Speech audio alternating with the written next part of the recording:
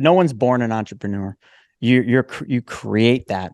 Like, what makes somebody successful, and what's different about someone that's successful versus someone that's not? He found that out of those 100 eager, optimistic 25-year-olds, that only 5 of them were successful, and 95% were not. And then you got to ask yourself one question: well, why were only 5 of 100 of them successful? Like, what did they do different?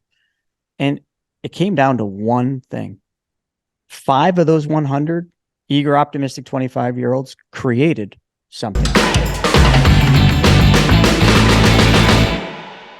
Chris, welcome to the show today. Hey, man, thanks for having me on. Yeah, so Chris, you have a pretty interesting story in general. You've achieved a lot, and one of the main things you focus on is helping people with their money, right? So tell us a little bit about yourself and how you got started.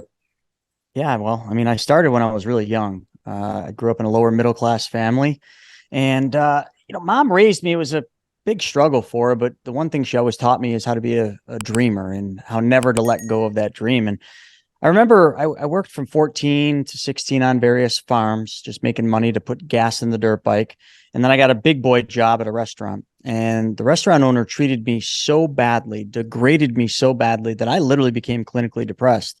And that's a tough thing for a 16-year-old to really come to grips with it, because prior to that, man, I was a ambitious, young, skateboarding, snowboarding kid that just like loved life. And then all of a sudden I get into this job. Every day I'm there, I'm degraded. I'm made to feel like I can do nothing right. And all of a sudden that trickles into everything else in my life. So I'll never forget the day. I went into work. He started in on me and some things happened and I just screamed. I quit. But what I didn't know is that was the moment where I literally quit trading hours for dollars.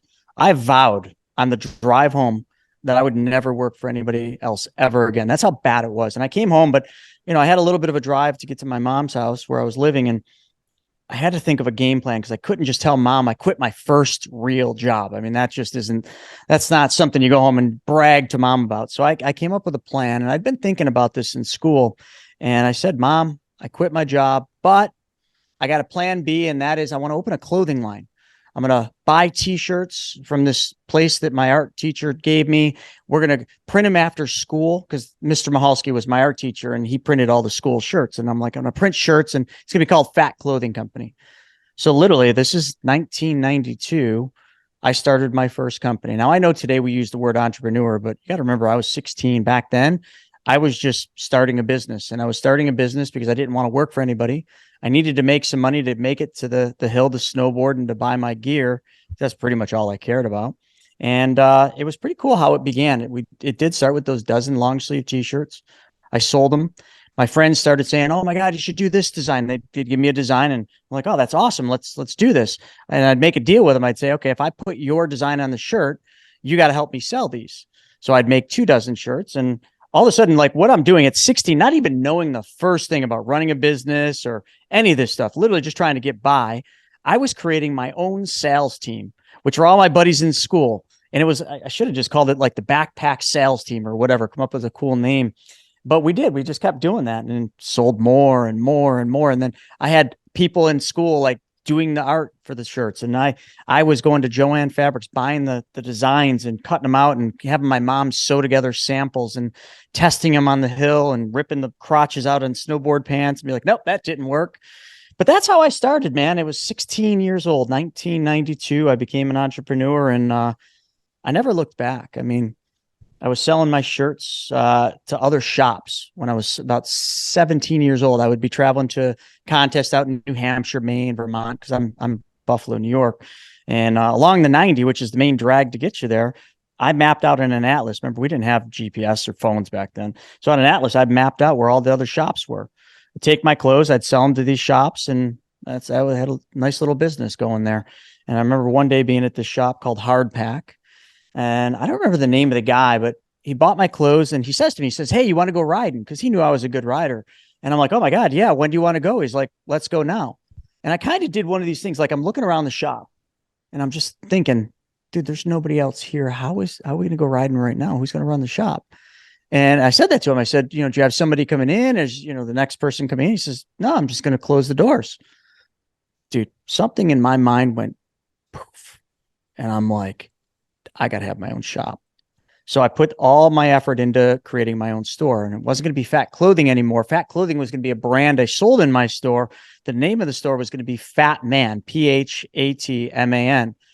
And long story short, like everybody in my world, my father, my uncles, everybody I talked to told me I was stupid for this idea. It was the dumbest thing. I was never going to make it. My dad said I should just go apply at Harrison Radiator, which is the factory he worked at. And, as if I should conform to his failed dreams, his failed reality, and do what he complained about every day. And I said, no. And luckily, thank God, in my life, kind of like the movie Rudy, he had one person that believed in him, the janitor. Well, in my life, I had one person that believed in me, and that was my mom. But my mom didn't have anything. She had the house she got in the divorce, but she put her house on the line so that I could get that loan to open that shop. And in November 1994, we opened our doors, and literally, like, for the next, better part of a decade, I was living a fantasy world. I went on to become a pro snowboarder. I had my shops and had all my friends that I skated and snowboarded with working with me, and it was perfect up until the day it wasn't. And that's kind of how I got my start, man. Wow. So you just kind of bootstrapped it all the way there. I mean, it's always tough to get people to believe in you when you have a crazy idea. And I definitely relate to that. Trying to figure out I could never think. I tried to go to corporate to see what it would be like on an internship. And I was like, what's the coolest company I could ever work for possibly? And I thought it was like MTV. And so I figured out how to land an internship with MTV in New York. Dude, that would be a cool place back. Like, I don't know what year that was, but it was a great while idea. Ago. When it was cool. Yeah. Like back, it was right around the time, like I remember when I was actually doing my internship, it was when Michael Jackson passed away, and it was like the craziest time to be there. Everyone was going nuts, and it was still like, it was just past TRL, but I was like, man, this is cool. I think I want to be in entertainment, but let's go to like corporate. Like I used my sales background to get into the digital sales team. It was pretty cool walking in Times Square and all that. But as cool as it was still corporate. There was, all kinds of hierarchies and politics you had to play, and people making less than they should for their amazing ideas that they had. And that was what really, and in that moment, I was like, I can never work for someone. It's just never going to work. And so I relate to that. I'm curious with you, do you think that entrepreneurs are born, or do you think they're created? I think they're created. Absolutely. No question. No one's born an entrepreneur. You create that. And let me transition that statement, because this is really important, and I think your audience needs to hear this. When you really think about, if you really were to dig deep into that topic of, let's not just talk entrepreneurs, but let's just talk success. Like, what makes somebody successful, and what's different about someone that's successful versus someone that's not? And we can just keep it that simple: success versus not successful. And, your audience can quantify that any way that they wish. But there's a lot of people that have done studies, and there's one particular doctor who did an extensive study on this. And I don't know when it was, a long time ago, probably back in like the 30s or 40s. And he took a study of 100 eager, optimistic 25-year-olds, and he asked them all one question: are you going to be successful at the age of retirement? Now, when you're 25, that's kind of a stupid question to ask anybody, because every 25-year-old you could ever ask that question to, they're going to say absolutely, because they anticipate a future where they're successful. Of course they do, because at that point, I would say anywhere up to 25, I might be a little younger today, we don't really know all the limitations that life puts on us. We don't know all the negatives. We're just eager. We're optimistic. We're out there chasing down what our dreams are. But getting back to that story, he took this study group and he asked them all, and they said, yes, of course. But then they followed these 125-year-olds all the way through their life until they were age 65. And obviously this is a long study, but they tracked the whole thing. And what they found at the end of it is exactly what you can see if you pull up Social Security statistics. He found that out of those 100 eager, optimistic 25-year-olds, that only 5 of them were successful and 95% were not. And if you really like listen to Earl Nightingale and The Strangest Secret in the World, you'll hear this study, because this is where this comes from. And then you got to ask yourself one question. Well, why were only 5 of 100 of them successful? Like what did they do different? And it came down to one thing. 5 of those 100 eager, optimistic 25-year-olds created something. They created their business. They created their financial future. They stopped listening to other people and they created something, a business. They were an entrepreneur that they created the vision and the dream for. So then you go to the other side of the coin, the 95 percenters, the 95 of them that were not successful at all. What did they do different? They conformed. They conformed to somebody else's failed reality. My father, no disrespect to my dad, I love my dad, but my dad, when I was young, with this fat man idea, wanted me to conform to his life, which by all respect, in the nicest way, was a failed reality. That's not what he dreamed of doing. My father didn't go through his life dreaming of working at Harrison Radiator on a line, pushing radiators down the line. I'm sorry, but that wasn't my dad's dream. And anybody that you can look at that's in that kind of a reality, they put themselves there because they conform to somebody else's failed plan, somebody else's failed dream, somebody else's failed vision. That's the difference, man. So when you come to entrepreneurs, are they created or born? They're created 100%. 100%. Wow. Yeah, and I've heard we interviewed Gino Wickman, who actually wrote a book on this. He thinks the opposite. He thinks that entrepreneurs are born, and then they obviously they need to do other certain things to succeed. And I've heard other people say they think it's both, where there might be some truth to that. All I know is I was like you, where that's all I could do. I thought once I knew that I could do it, I was like, you know what? Let's figure this out. I'll do whatever I got to do. I'll sleep on a couch to try to figure out this business that I don't know anything about. Which I did at one point. I had friends that would laugh at me and they'd call my room the closet. I used to sleep on a couch. I rented it for $200 a month downtown in Chicago, and then I would put all my clothes in the closet in the front, like the coat closet, and they called that my room. And that was like that was the best. They're like, hey, go to your room. It's man, the coat closet. Yeah, but anyways, man. So you went from that your story, and you built and owned 19 companies. Mm-hmm. That's actually more now. That's a little old, but we can go with that. How do you do that? How do you build and own 19 companies? That's like more than anyone can fathom, I'm sure. It's too many. And it's not by design. It's not like, oh my God, I wanted 19 companies, so I created 19 companies. It's just over time. And I'm 45 now. So over time, I've just had lots of visions, lots of dreams, and I've just always gone for it. I've just, as a pro snowboarder, like you always had to just leap. You had to leap into the unknown. You had to just do things that would scare most people, and most people wouldn't take that leap. But as a pro athlete, you were doing that every day you were on the hill. No matter what fear hits you, no matter how much you didn't want to, man, you just had to, and you did. So in life and in business, I've just leaped. I've done that. And, some of the businesses, well, many of the businesses didn't make it. Some of them were complete failures. Some of them were massive successes. And I've built and sold many, many companies. And I'm still building a bunch of companies right now that someday I will sell.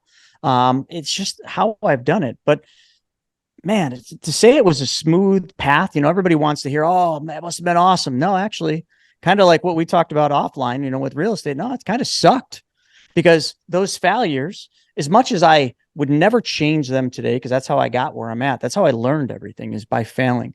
But when I was failing, when I was in that moment, dude, it was the worst period.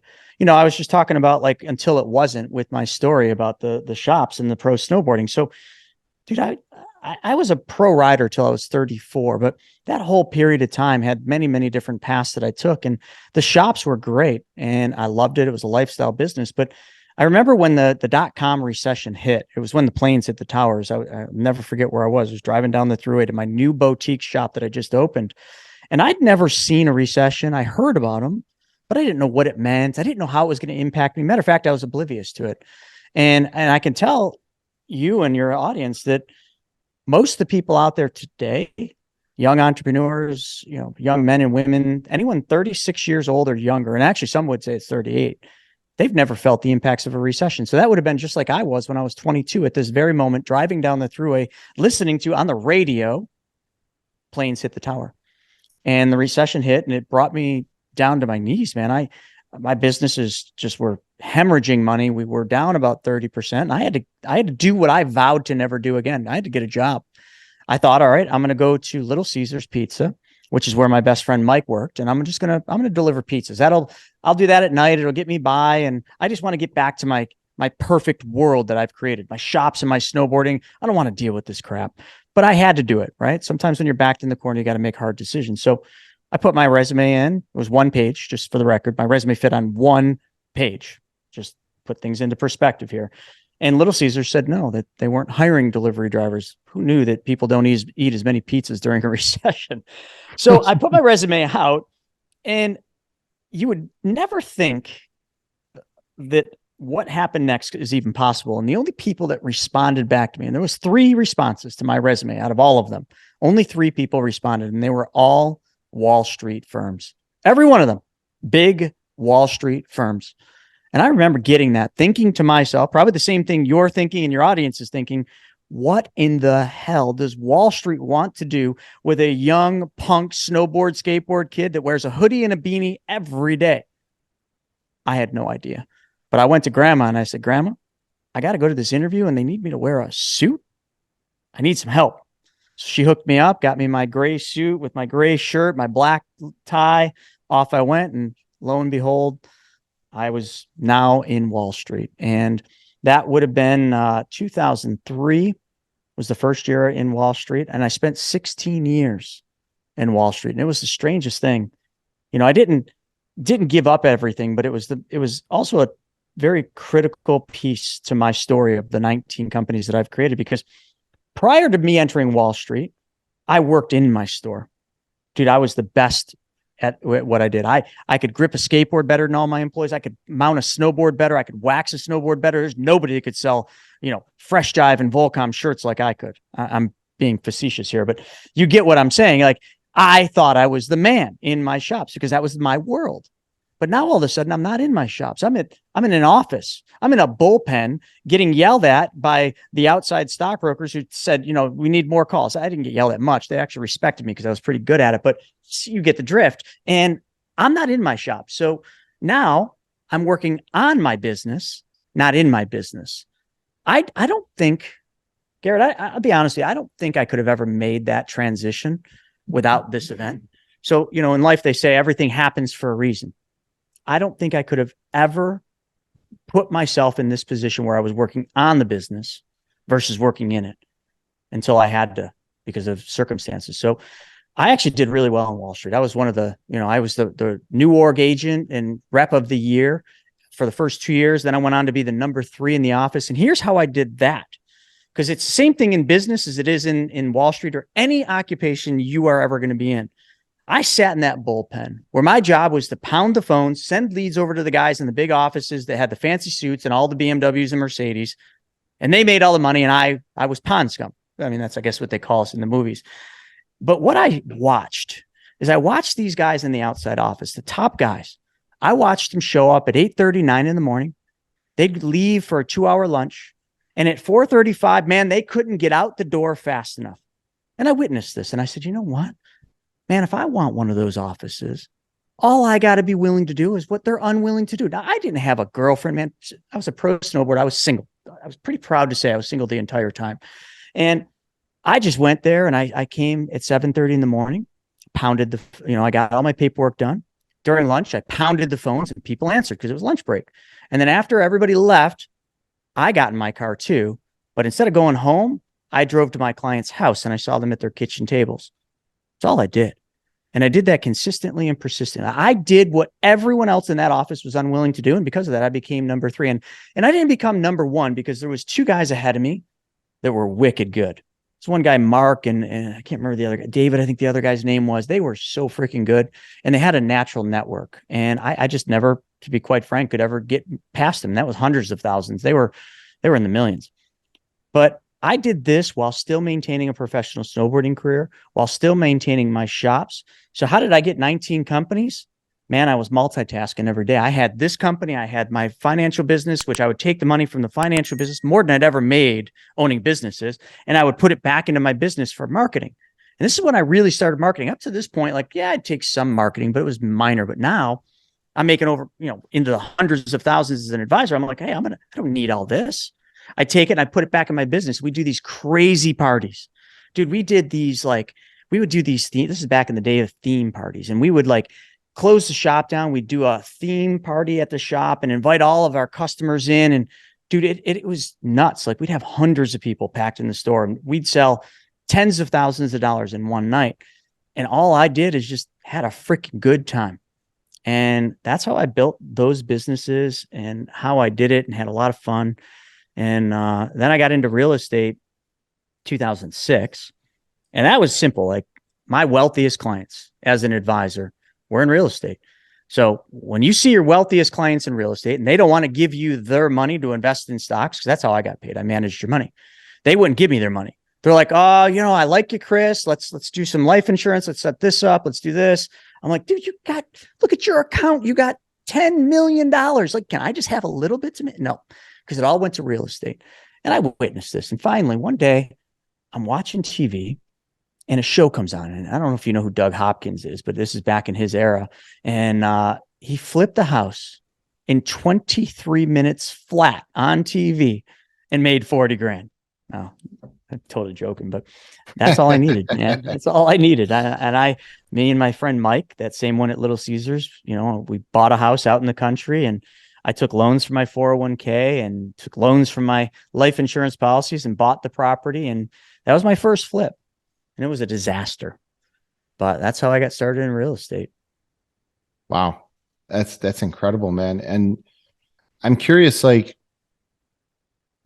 just for listeners, like, how do you leverage yourself enough to be able to own and run that many companies? Like, what are you thinking? Is there any kind of strategy behind how you're doing it? Is it just like, I see a need in this company, I'm going to go fill it?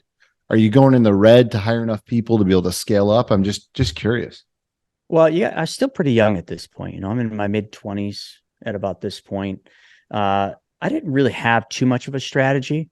I had learned bookkeeping, so I had really good bookkeeping and accounting skills. But I'll tell you something, leverage to me back then was just something, I put it all on the line every day, and unfortunately in 2008, that almost bankrupted me, because I had bought a strip mall 2 buildings down from my main Fat Man shop, and I was going to convert it into a 3-unit strip mall, rent out 2, move my shop into 4,000 feet in the other. And that's right when the Great Recession hit. So you want to talk about leverage? I was highly leveraged back in the .com era when I did that. That's why I had to get a job. Luckily, Wall Street didn't bail me out, but Wall Street was my bailout. Like, I went to Wall Street and worked my tail off, and that's how I made it through there. But I was highly leveraged there. If I didn't do that, I probably would have lost everything back then in 2003. Fast forward to 2008, I almost did lose everything. I was highly leveraged. I was in huge amounts of debt, building the businesses. We'd have good years, but you'd also have bad years or bad seasons. So you'd exhaust all the money. Here's what I did do though, Garrett, is I never lived an extravagant lifestyle at this point in time. I had nice things. I always had used Audis. So I thought I was hot shit because I had this fancy Audi, but it was a 120,000 mile car. So I never really lived a crazy exorbitant lifestyle. I lived at friends' houses. We rented rooms, kind of like you were on a couch or whatever. I was on a just tiny little bedroom that I'd rent out because I didn't have much of a need for things. I just wanted to build businesses. It was fun.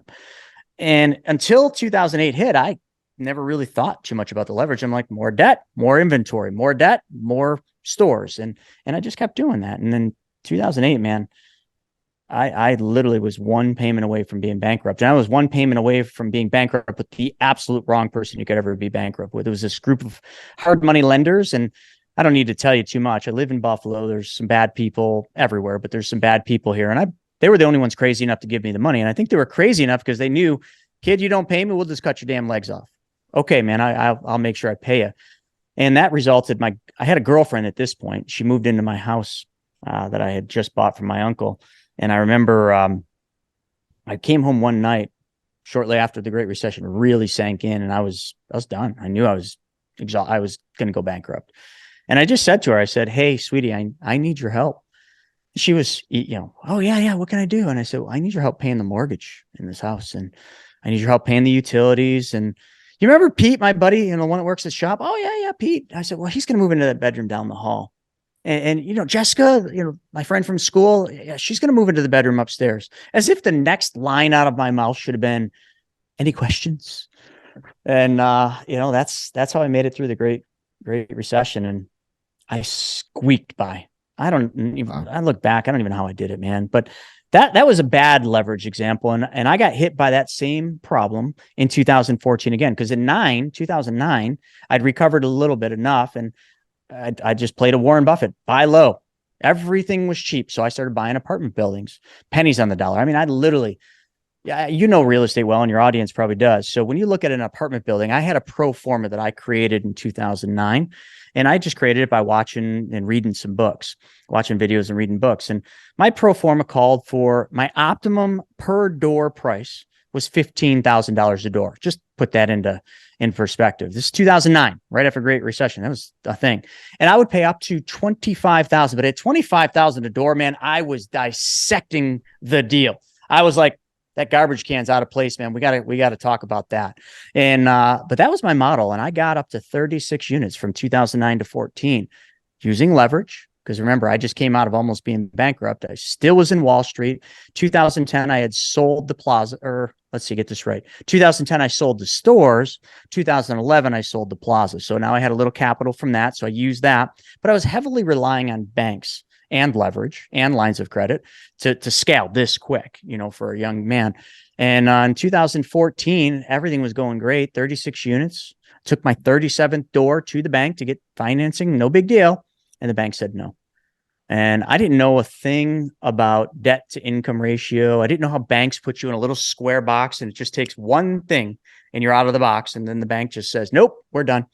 And I did that. And they froze my lines of credit. I had to sell all 36 of those properties. I spiraled out of control. At this point, I had leveraged the wrong way.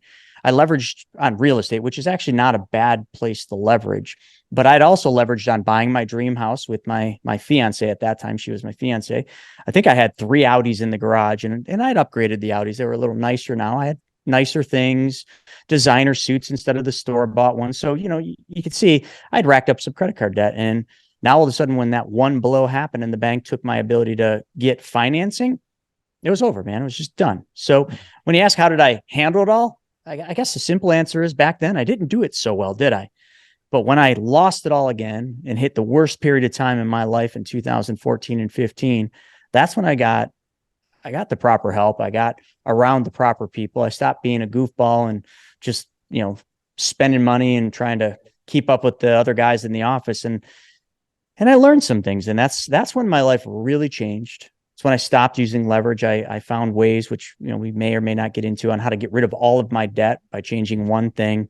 And from 14 on, my life literally has been a straight line up. It really has. And it hasn't just been a straight line up because we've been in a bull market. It's been a straight line up because I have focused on building wealth over a long period of time and doing it very slowly and without leverage. Like I don't really use leverage anymore.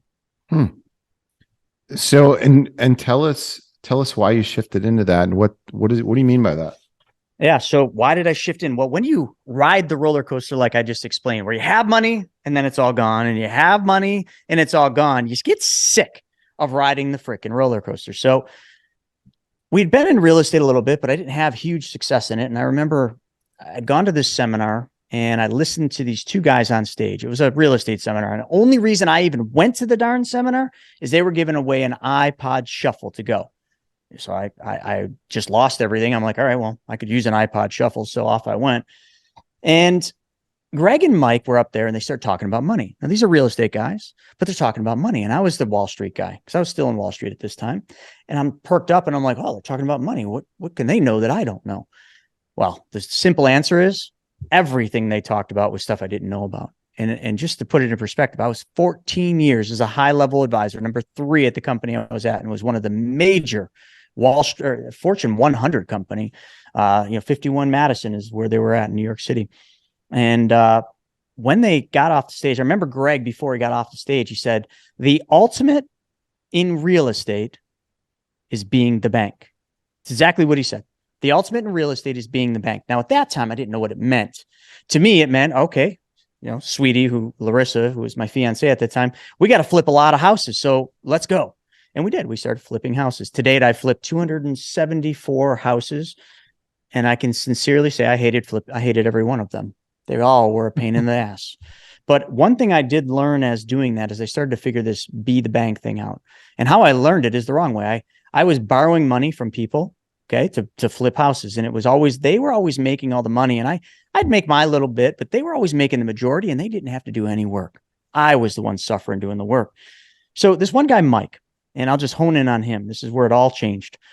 He's a very wealthy guy, incredibly. He's in Salt Lake City. Family was in real estate, multi-generational, and he had a show on A&E. So I just love the guy. He was such a down-to-earth, really cool guy. And I was in Salt Lake snowboarding, and he took me out to lunch at Cheesecake Factory downtown. And I showed him a deal that I wanted him to fund. He said, no problem. And I just said to him, I said, so Mike, how do you lend all this money? And I'm just thinking there's got to be something I don't know. And it was. And he says to me, I lend from my private bank. And I'm like, Mike, dude, you got yourself a bank? Like, I knew he was wealthy, but at this time when he said that, I'm like, you're that wealthy? Like, why are we at Cheesecake Factory? Why did we go to your bank, man? Like, let's just go see the bank. Come on. You got those dumb suckers in there, just like every other bank. And he tells me, I don't have a bank. I have a banking system that I set up. And I'm like, well, what do you mean? Now, before I tell you what this is, let me just tell you what he told me his banking system did. He made deposits of instead of putting savings into a traditional bank, he would put his savings somewhere else in this other institution, another financial institution, which we'll get into. And he proceeded to tell me all the pros about it. He's like, yeah, I get a guaranteed interest rate on my money. I'm like, yeah, but the bank's got guaranteed interest. He's like, no, like guaranteed fixed rate for the rest of my life. I'm like, wow, that's pretty sweet. I'm in my mind, being an advisor, I'm like, what could this be? What pays a guaranteed interest rate for your entire life? I can get 5% locked for 5 years. But after that, it's variable. It's like, what does this guy got? And he's like, every year I get a dividend on my money. Oh, and all the money I make inside the account is tax-free. I'm like, oh, that must be a Roth. But wait, it can't be a Roth, because he just told me he can put his money in and take it out immediately in the next 30 days when he needs it to lend. And I'm like, that's not a Roth. What in the world's this guy got? And he just goes on and on. And when I finally ask him, I said, what is this? Like, you got to teach me this. Like, I've never even heard of this. Mike, I'm an advisor. And then he drops the bomb on me. Now, Garrett, I told you I was an advisor, but I was a money manager, basically. I managed people's money for a fee. They pay me 1.5% or 1%. I'd manage their money. So when he tells me this next thing, I was floored. He says, well, instead of putting my money in a traditional bank, I put my money in my own bank. And I said, what is your own bank? And he says, it's a specially designed and engineered whole life insurance policy. Instantly, I was like, well, pissed and laughing inside at him. I'm like, dude, somebody just bamboozled you. Nobody told you those things are overpriced, high commission pieces of crap. Like, I can't believe that's where I thought you were smarter than that. But I didn't say that to him, but that's what I'm thinking. And I said, Mike, whole life doesn't work that way. You can't put money in a whole life and immediately take it out. I'm an advisor. I've never seen anything even like that. And he leans into me and he says, if it doesn't work that way, how have I been doing it all these years? To be honest, I'm like, well, dude, you got a good point. Well, teach me, Mike. Show me how you do this. He says, I can't. This guy, Brent, set me up with this system, and all I do is I work the system. I do what he says. I'm like, well, okay, introduce me to Brent. And he did. And then I remember calling Brent, so excited about this thing, want to learn this because I can't believe nobody ever told me about this. Like, I have to have seen this, but I haven't. And Brent says, hey, all right, well, we can talk, but have you watched my 90-minute video? I said, I don't have time for a 90-minute video. What 90-minute video? Mike didn't tell me that. He's like, yeah, I got a 90-minute video on my website. Go and watch that. When you're done, hit me up, text me, and we'll set up a call. And I was pissed because I didn't want to watch a 90-minute video, but I did. And that's when I kind of had an epiphany in my life. after that 90-minute video, I realized that everything Mike was telling me was absolutely true. And I realized the simplicity of what I'd been missing all these years of how this policy was designed. But it wasn't even the policy, it was the process in which how the money is worked and used. It wasn't even the machine. The policy was nothing more than a conduit to put money in and take money out and then make it go to work. And by doing that, you make money twice. And I saw this all in a 90-minute video, and I'm just like, this is incredible. So I set my first policy up, and it was small. I didn't have a ton of money back then because all my money was in real estate, but I did. And I started using it, and I kept building it and building it. And that was about a decade ago, right? So if you do the math, it's almost 10 years ago that I did that. And that single-handedly applying what they call the infinite banking concept, which is a process, not a product, applying that in my life, learning it very well and being a good student of the concept and basically using the process, I have single-handedly been able to build tremendous amounts of wealth. I've been able to understand and control all of my money in my household, in my family, and I make money twice on every dollar that I make. So if I make $100, I know how to make money twice on this instead of just once. And everything changed. Wow. It's amazing. Chris, we've got just a couple minutes left here, but tell me a little bit about something you're excited about that you're working on right now. Yeah. So going with that banking system that I learned, eventually when I set that up, I didn't have a place to move all the money that I put through that system. So one day I'm sitting at a table with my friend Steve, and me and Steve are just chatting, and I don't know, I think we were just talking about like the old days and snowboarding, and I was just talking about money and how I got a bunch of money sitting around. I got to find somebody to lend this money to. And he says, "Oh, isn't that easy?" I said, "No, it's actually hard finding good borrowers, which is why I got money, because I can't find somebody to lend to." And I just started thinking, and it hit me, and I'm like, wait a second. There's two types of people in the world. There's people that have money and people that need money.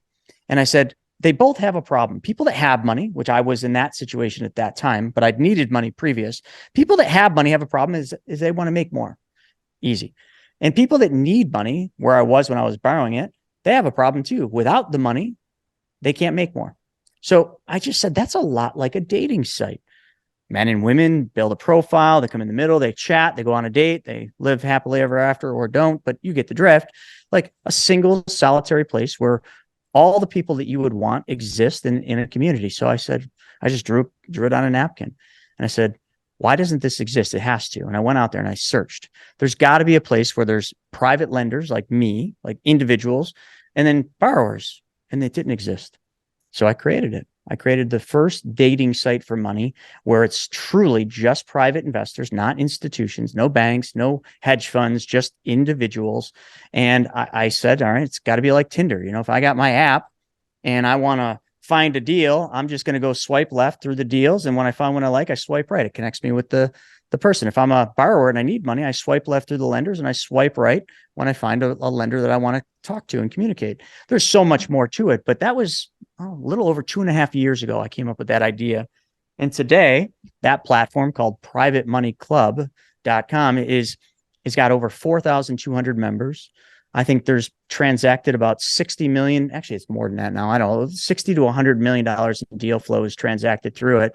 And that's where I lend all my money today. And that's all I do. I just became the bank, really became the bank. And that's probably what I'm most excited about building, because we're just getting started in that thing. Wow. That's so cool. Chris, man, you have an amazing story. How can people reach you if they want to get a hold of you? My best way is my website, chrisnaugle.com, and just watch that same 90-minute video I watched way back then, and you'll learn all about what I talked about. And social media, I'm everywhere, just at the Chris Naugle. YouTube's my number one platform, but I'm not hard to find. Cool. Chris, thanks so much for coming on the show. Thanks for having me, man. Appreciate it.